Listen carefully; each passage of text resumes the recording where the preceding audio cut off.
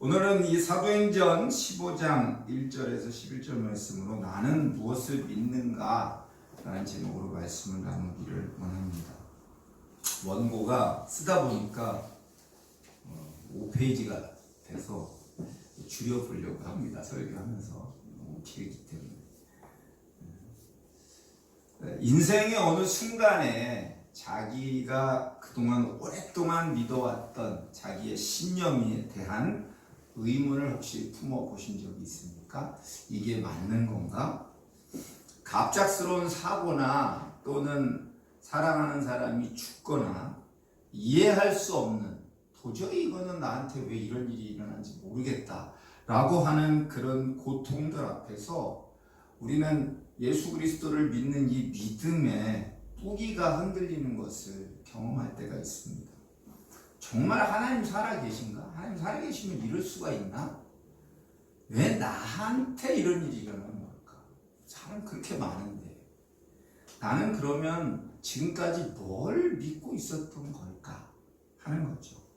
끊임없이 이런 질문을 하면서 방황하는 시간 속에서 우리는 그때 뭐 해야 되냐면 내 자신의 신앙을 다시 점검하는 시간을 가지셔야 합니다. 오늘 사도행전 15장 1절에서 11절은 율법주의자들이 지금 바울과 바나바에게 도전하고 있습니다. 그리고 초대 교회가 이 율법주의 신앙에서 흔들리는 통증을 겪고 있습니다.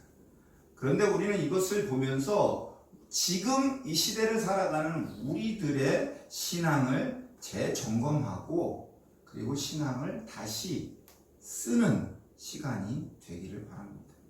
1세기 기독교인들의 이야기는 지금 2025년 이 11월, 25년도 이제 2달밖에 남지 않지 않습니까? 지금 25년 이 11월을 살아가는 우리에게 분명히 질문을 던지고 있다라는 거죠. 여러분, 1741년에 핸델이 파산 직전에서 건강까지 잃고 정말 절망적인 상황에 처해 있었습니다. 빚 때문에 감옥에 갈 위기 가운데 놓여 있었고 더 이상은 핸델은 어떤 작곡 활동도 할 수 없을지 모르겠다라는 두려움에 휩싸여 있었습니다. 근데 그때 친구로부터 구약 성경의 내용을 담은 대본을 받게 됩니다. 그리고 거기서 영감을 받아서 메시아라는 핸델의 메시아를 작곡을 하게 됩니다. 24일 동안 이 메시아라는 곡을 썼다고 합니다. 첫 번째 초연은 아주 큰 성공을 거두었고요. 핸델은 이렇게 고백했습니다. 나는 내 몸이 살아있는지 죽어있는지조차 잊었다. 하나님께서 내게 영감을 불어넣어 주셨다. 이게 핸델의 고백이에요. 메시아는 뭐 무슨 큰 교회 행사하면 다 메시아 한 번씩 다 부르죠. 메시아는 이 핸델에게 새로운 삶을 선물하고 또 오늘날까지도 전 세계 모든 사람들이 다 아는 곡이 되었습니다. 두루의 명곡이 된 거죠. 오늘 본문에 보면 15장 1절은 이렇게 시작을 합니다. 예루살렘에서 내려온 사람들. 예루살렘에서 내려왔다 그러면 좋은 소식으로 내려와야 하는데 이들이 내려온 건 안디옥 교회에 내려와서 하는 것은 이방인들도 할례를 받아야 구원받을 수 있다라는 것을 가르쳐 주기 위해서였습니다. 이게 바로 이제 초대 교회의 율법주의자들의 모습이었죠. 복음의 순수함을 위협하는 첫 번째 사건이 된 겁니다. 그때도 있었고 지금도 있습니다. 지금도 이 율법주의도 아닌 이상한 그 교회에서 뭘 해라 하는 것들 때문에 처음 신앙을 가졌던 사람들이 교회 다닐 만한 데가 못 되네 하고 다시 신앙을 포기하는 사람들이 일어나기도 합니다. 육체적인 할례를 의미하기도 하지만 율법 전체를 지금 상징하는 내용입니다. 할례를 요구하고 복음의 핵심을 흔든다. 그럼 우리는 복음의 핵심이 뭔지 분명히 알아야 한다는 거죠. 여러분, 율법을 지켜야 구원을 받을 수 있다는 건요, 잘못된 가르침입니다. 뭔가를 지켜야, 뭐를 해야 구원받을 수 있다라고 혹시 들었다면 그건요, 다 틀린 겁니다.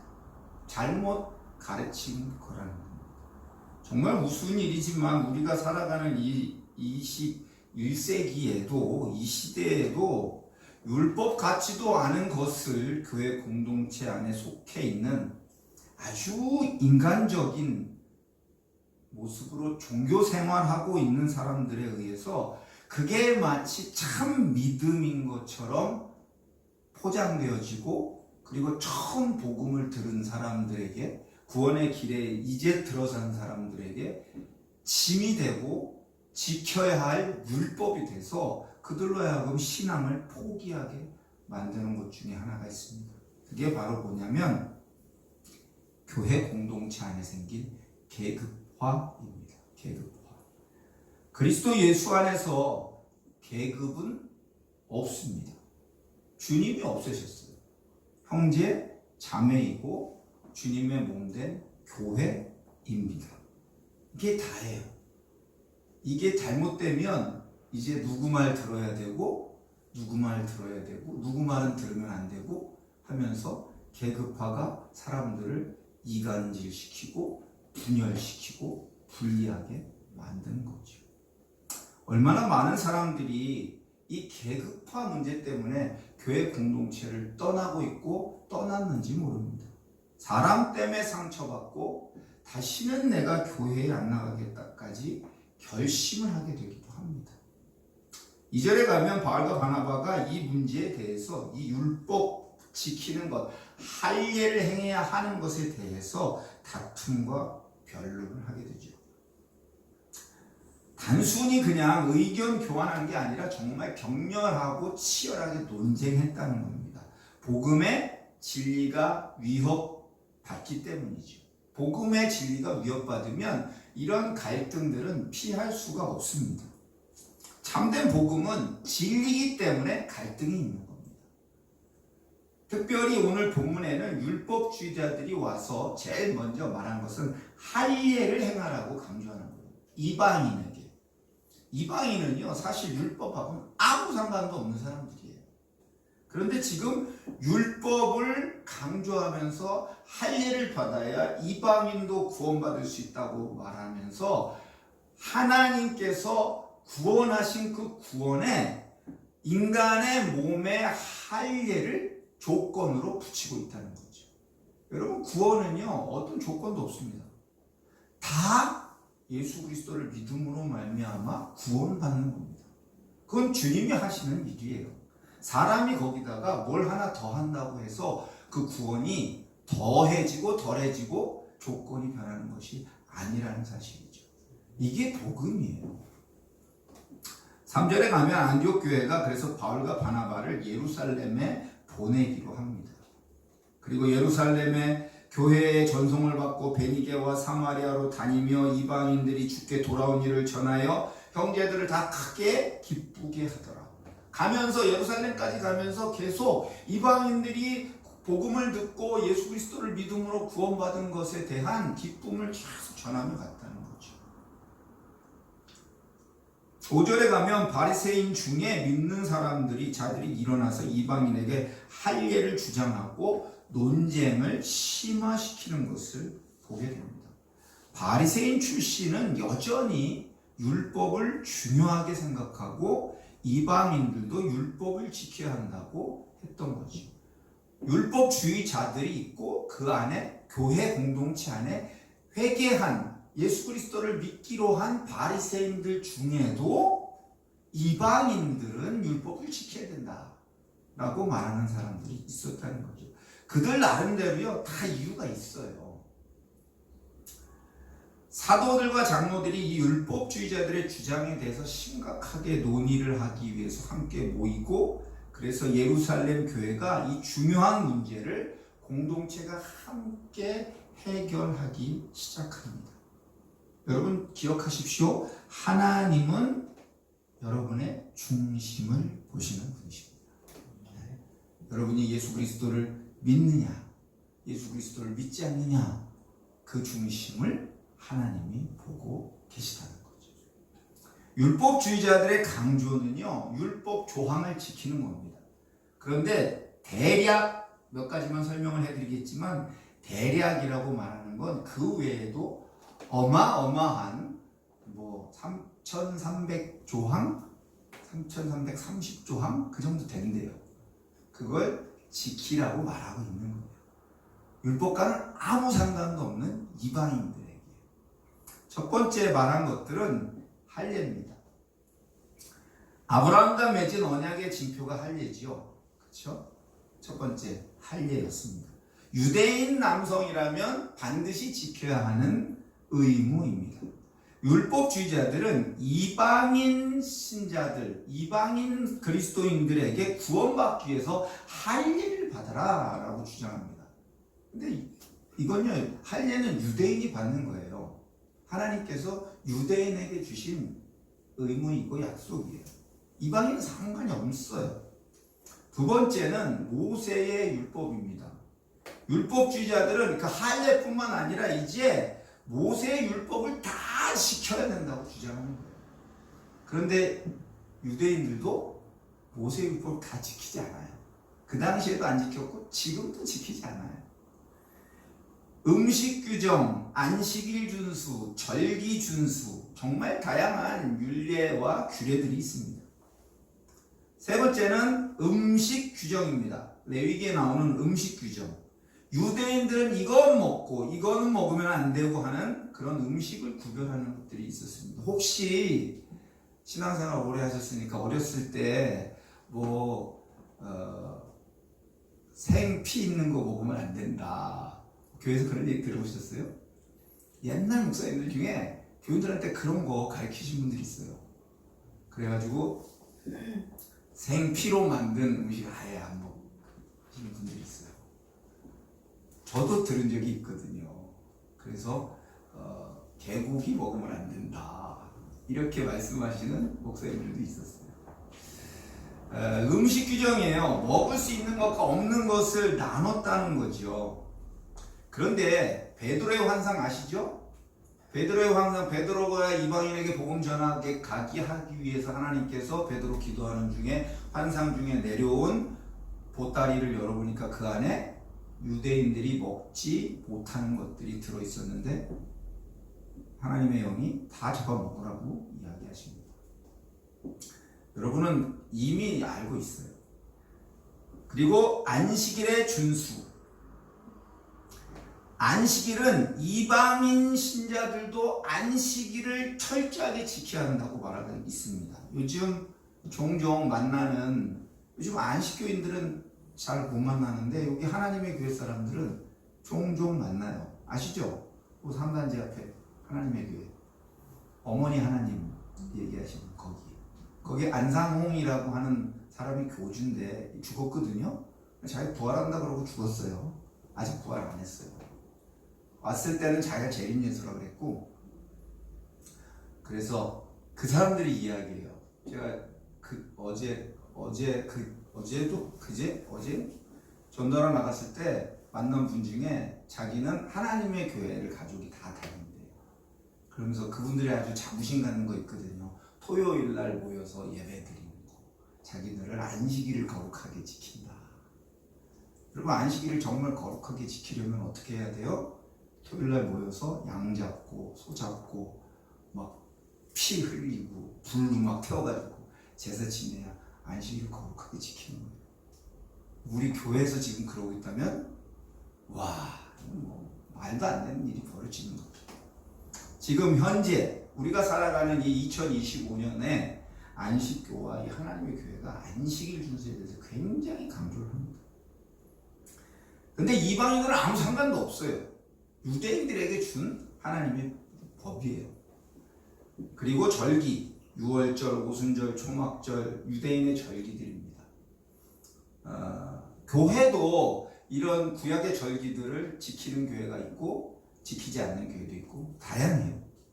율법주의자들은 이방인 신자들에게 이런 절기들을, 유대인에게 지켜야 하라고 주신 절기들을 지켜야 구원받는다. 라고 말하고 있는 거죠. 그들의 이런 주장을 하는 이유가 있는데, 그들은 이 율법 준수가 구원의 필수적인 조건이라고 믿었기 때문이에요. 구원받으려면 율법을 지켜야 한다고 그들이 믿은 거예요. 자기들이 평생 지켜왔고 자기들은 지킨다고 자부심을 가지고 있었거든요. 그건 유대인이기 때문에 그런 거예요. 이방인은 아무 관계가 없어요. 이방인 신자들이 율법을 지켜서 그 유대 공동체의 일원이 돼야 구원받을 수 있다고 말하고 있는 거죠. 하나님과 그들은 언약을 받았죠. 유대인이니까 하나님이 유대인을 선택해서 유대인을 구원하는 하나님의 언약을 주셨죠. 그게 율법이에요. 이스라엘 백성과 맺은 언약이에요. 이방인과는 아무 관계도 없어요. 하지만 바울과 다른 사도들이 이 율법주의자들의 주장에 대해서 강력하게 반박합니다. 왜냐하면 구원은 율법 때문에 뭘 지켜야 하기 때문에 받는 게 아니기 때문이죠. 예수 그리스도를 믿음으로 말미암아 값없이 주어지는 하나님의 은혜가 구원입니다. 할렐루야. 네. 다른 걸 지켜야 할 이유도 없고 필요도 없어요. 구원받기 위해서. 예수 그리스도를 나의 주, 나의 하나님으로 믿는 그 믿음이 그거 하나가 제일 중요합니다. 나가서 제가 전도할 때마다 예수님 믿으세요 라고 이야기하는 그 근거예요. 예수 그리스도를 믿지 않으면 교회 와서 뭘 해도 구원받지 못한다는 게 사도들의 메시지입니다. 그들이 다니면서 예수 그리스도를 믿으라고 말했던 이유입니다. 그래야 구원받기 때문이죠. 사랑하는 성도 여러분, 그리스도인의 어떤 행위가 구원을 이루는 것이 아닙니다. 교회 나가기로 했으니까, 이제부터 새로 나왔으니까, 처음 나왔으니까 이런 거 해야 돼요, 저런 거 해야 돼요 라고 말하는 그 사람의 말을 잘 들어보시기 바랍니다. 그 사람은 다분히 율법주의적인 종교 생활을 하고 있습니다.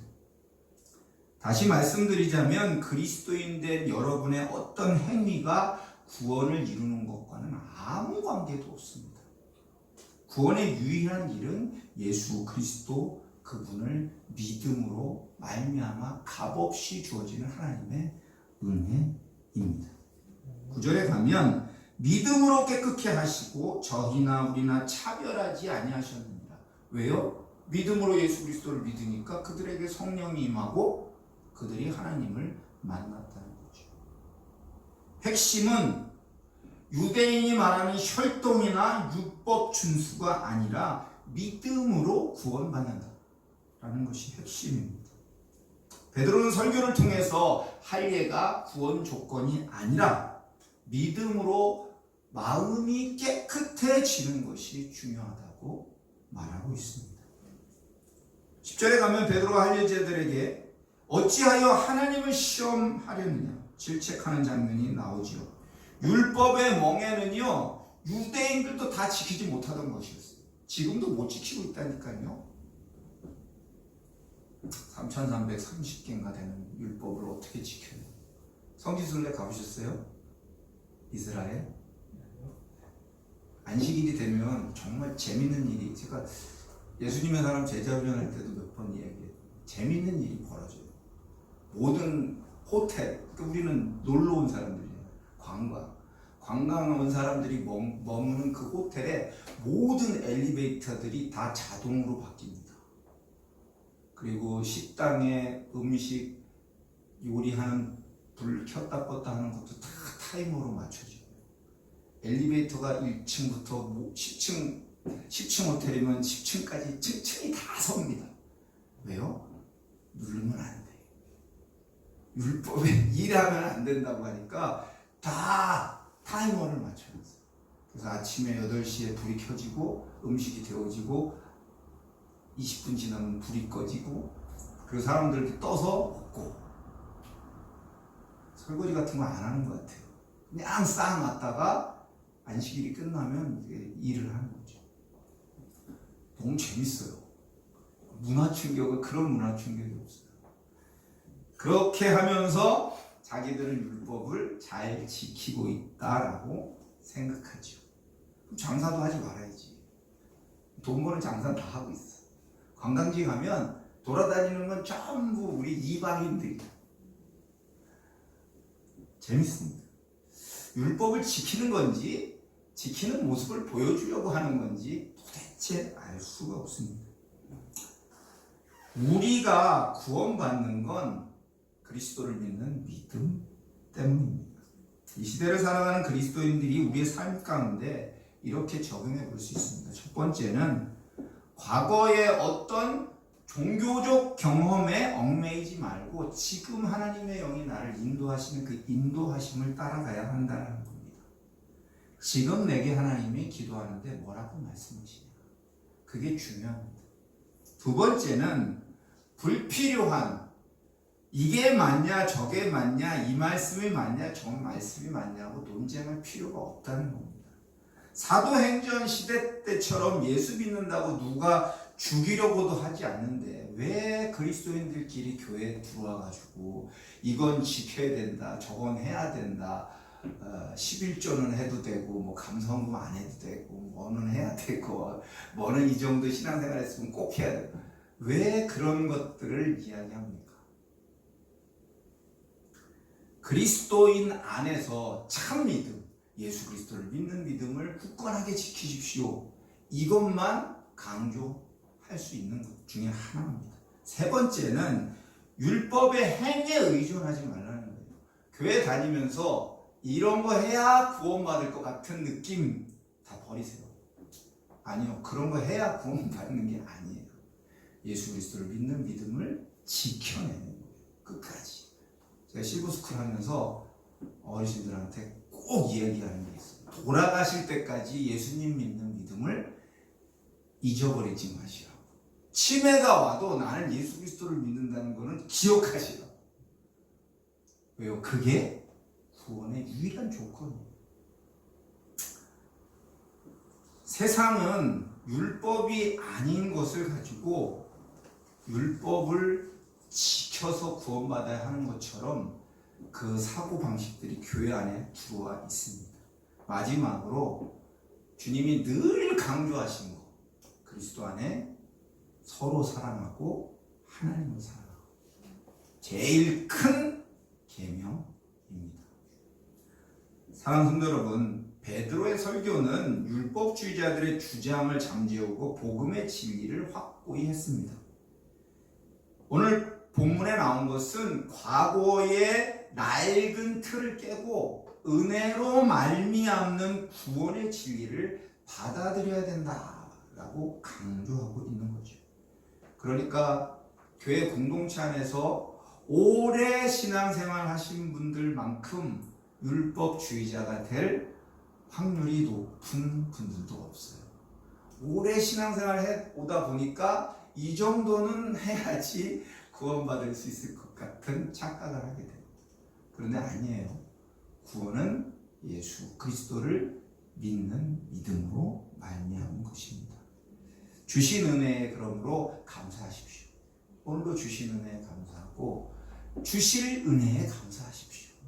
그리고 내가 참 그리스도인으로 변화돼서 세상 속에서 예수 그리스도를 믿음으로 구원받으라고 증거해주고 그렇게 삶으로 살아내는 저와 여러분이 되기를 바랍니다.